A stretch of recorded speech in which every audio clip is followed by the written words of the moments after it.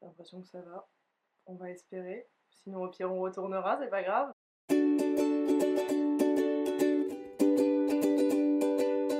Well, hello! Je suis hyper contente de vous retrouver aujourd'hui pour une nouvelle vidéo. On va faire une vidéo pile à lire aujourd'hui puisque c'est le début du Blossom Spring Challenge. Bon, moi, on verra cette vidéo, ça aura déjà commencé. Je pense que j'aurai déjà pas mal avancé dans mes lectures, mais c'est pas grave, je suis toujours à la bourre, on fait avec. Le Blossom Spring Challenge, qu'est-ce que c'est? C'est un challenge de lecture saisonnier, un petit peu à la même image que le Pumpkin Autumn Challenge, le Cold Winter Challenge que vous connaissez sûrement, qui sont très populaires maintenant. Le Blossom Spring Challenge a été créé par la chaîne Le Boudoir, qui est une chaîne tenue par deux personnes, Priscilla et Mileka. Je vous mettrai leur chaîne en barre d'infos avec la vidéo de présentation du challenge parce que je vais pas forcément tout répéter maintenant. Et également leur pile à lire si vous voulez aller jeter un oeil. Et nous, du coup, on se retrouve pour ma pile à lire à moi pour ce challenge-là. J'ai d'ailleurs oublié de préciser que ce challenge était un challenge sur le thème de la Corée du Sud. Les deux créatrices du challenge et donc à la tête du boudoir vous en parleront beaucoup mieux dans la vidéo de présentation. Encore une fois, elle est en barre d'infos. Ce challenge il se décompose en 4 menus constitués eux-mêmes de 3 catégories où on peut choisir un livre. Donc soit un livre par catégorie, soit un livre qui remplit plusieurs catégories. Là ça dépend un petit peu, c'est au bon vouloir de chacun et de ce que vous voulez en termes d'objectifs. Moi personnellement j'ai choisi un livre différent par catégorie parce que j'ai une pile à lire longue comme le bras, qu'il faut que je l'écoule et que c'est le meilleur moyen que j'ai trouvé pour faire ça. Le premier menu, il s'agit du menu Printemps florissant avec comme première sous-catégorie le thème Mauvaises herbes. Pour ce thème, il fallait choisir un livre de SF/FF, donc soit science-fiction, fantasy, fantastique, vous avez un petit peu l'idée. Et moi personnellement, j'ai choisi de lire le livre La couleur du mensonge, donc qui est le premier tome d'une trilogie, je crois, ou d'une duologie, je ne sais plus, de Erin Beatty, qui est un livre dont je ne connais quasiment pas l'histoire, qui est un livre qui est sur ma pile à lire depuis trop longtemps maintenant. Je l'avais téléchargé pendant le confinement quand Lumen faisait des livres gratuits pendant le premier confinement, c'est vous dire si ça remonte. Je sais que c'est un livre de fantasy, il me semble. Je suis contente en fait de pas en savoir plus parce que j'ai envie de le découvrir un petit peu sur le tas comme ça. Pour la deuxième catégorie qui s'appelle le jardin secret, il fallait choisir un livre qui traite du drame, de traumatisme, de secrets de famille et personnellement je me suis portée sur Verity de Colleen Hoover, donc qui est une romance slash mystery, puisque on va suivre, si je me souviens bien, l'histoire d'une journaliste ou d'une auteure, je ne sais plus, qui essaie de faire son nom mais qui a du mal et qui là est contactée par le mari d'une auteure de génie qui a décidé de ne plus du tout écrire. Elle a été contactée pour venir chez eux et terminer soit le roman qu'elle écrit, soit écrire sa biographie, je me souviens plus exactement. Notre personnage principal du nom de Lowen Ashley va découvrir pas mal de petits trucs un peu cachés sur Verity, donc qui est l'auteur à succès dont elle va suivre la vie. La troisième catégorie de ce premier menu, il s'agit de la catégorie L'eau des roses, où tout simplement le but est de lire une romance. J'ai choisi de lire The Chase de Elle Kennedy, donc qui est le premier tome de la saga Briar You, donc le spin-off en fait de... comment elle s'appelait cette saga? De Off Campus. On connaît absolument pas l'histoire, donc ça va être une romance à la Elle Kennedy, donc certainement très cliché, mais j'ai envie de vous dire, c'est un petit peu ce que j'attends. On passe ensuite au deuxième menu qui s'appelle Lapin de Pâques, avec comme première catégorie le pudding à l'arsenic. J'aime beaucoup le nom, ça me rappelle, bon c'est de là que c'est tiré, mais ça me rappelle du coup le dessin animé Astérix et Obélix Mission Cléopâtre. Et pour cette catégorie, il faut tout simplement lire un livre type cozy mystery, policier, thriller, page turner, ce genre de choses là. J'ai choisi de lire Captive in the Dark, le premier tome de C.J. Roberts, qui est donc une dark romance. Je l'ai mis dedans parce que c'est aussi catégorisé comme étant thriller d'après Livre Addict, donc je triche un petit peu. Ça va être la première dark romance que je vais lire de ma vie. Je sais pas du tout si c'est un style qui va me plaire, mais je le saurai pas tant que j'aurai pas lu, n'est-ce pas? Pour la deuxième catégorie de ce menu, il s'agit de À midi sonnent les cloches, où il faut tout simplement lire un livre jeunesse, conte, légende, ce genre de choses-là. Et bah, vu que je suis en train de suivre la relecture, enfin la lecture commune de Harry Potter qui a été organisée par La Bouquinade et vous savez qui, les liens en barre d'infos, tu sais. Tout simplement, pour le mois de mars, il faut qu'on lise le dernier tome de la saga, donc Harry Potter et les reliques de la mort. C'est pour ça que je l'ai placé là, je trouve que ça reste dans le thème.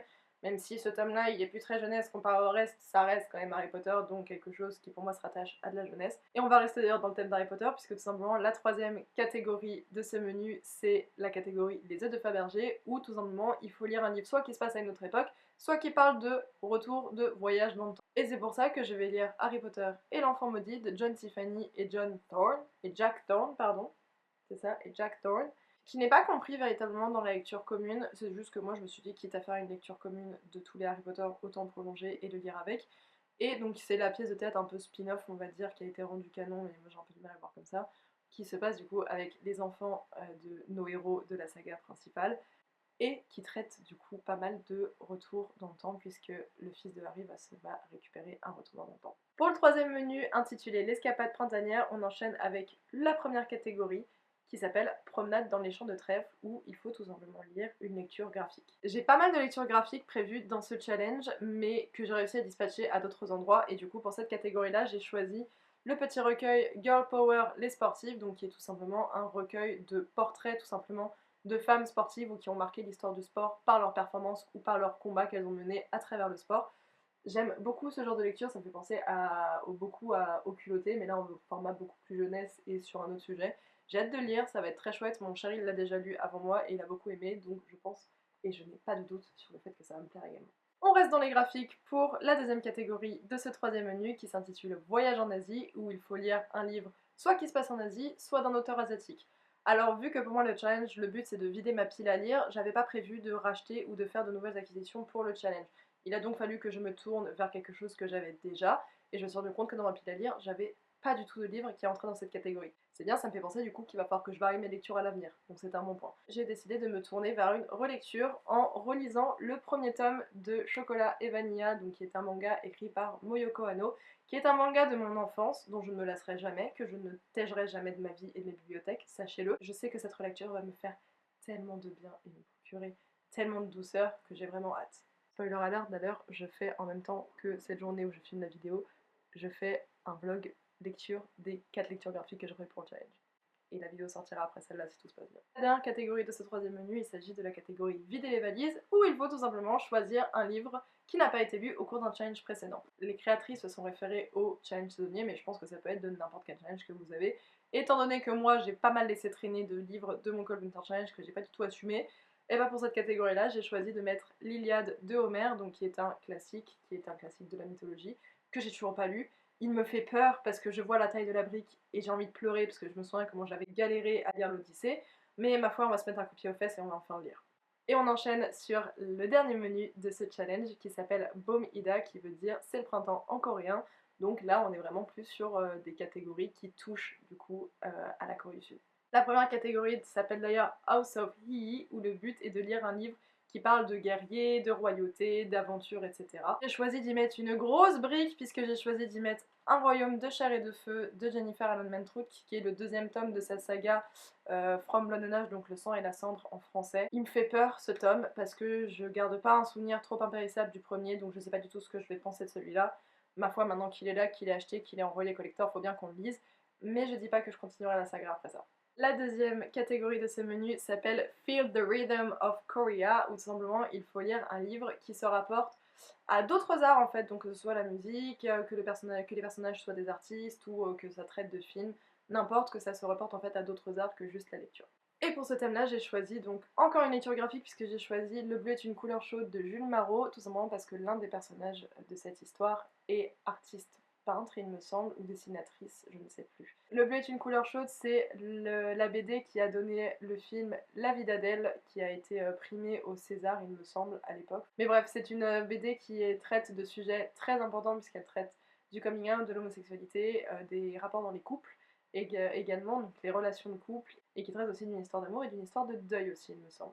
Et enfin, la dernière catégorie de ce dernier menu, et donc qui va être le dernier livre que je vais vous présenter pour cette pile à lire, il s'agit du thème I Purple You, donc qui est issu d'un chanteur de groupe de K-pop, j'en sais pas plus, je m'y connais pas du tout en K-pop donc je saurais pas vous dire. Tout simplement, ce thème se rapporte à une couverture dans les tons violets ou dans les tons fuchsia, ce genre de couleur-là. Et donc j'ai choisi la dernière lecture graphique pour moi de ce challenge, puisqu'il s'agit du deuxième tome de Scott Pilgrim vs. The World, de Brian Lee O'Malley, donc une couverture dans les tons violets tout simplement.